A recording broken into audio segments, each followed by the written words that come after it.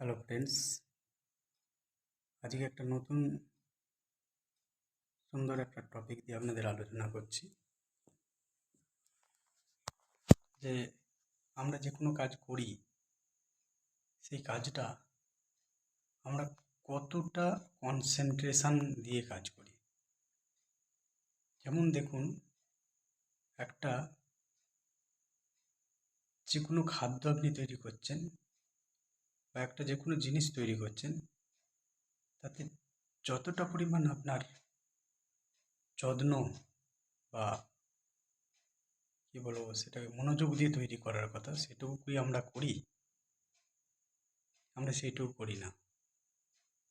অনেক কিছুই মোটিভেশন আছে, সেই মোটিভেশনগুলো আপনারা অনেক সময় ইউটিউবে দেখেও থাকেন, কিন্তু আমার চ্যানেলে যেহেতু দেখছেন, আপনাদের একটু নতুন করে সেই জিনিসটা বোঝাবার চেষ্টা করছি। দেখুন, আমি অনেক জায়গায় গেছি, অনেক কিছু করেছি, সেখানে দেখেছি যে যে জিনিসটা করতে যাচ্ছে সেই জিনিসটা সম্বন্ধে তার কোনো আইডিয়াই নেই। আইডিয়া থাকলেও সেই জিনিসটাকে বাস্তবে কীভাবে সে রূপ দেবে সেটাই সে বুঝতে পারে না। যে কোনো জিনিস, যেমন ধরুন একটা যে কেউ যদি ডাক্তারি করতে যায়, সেখানে কী করতে হয়, একটা মানুষকে কাটাছেঁড়া করতে হয়, সেটা হচ্ছে প্র্যাকটিক্যাল। ঠিক আছে, সেটা হচ্ছে প্র্যাকটিক্যাল।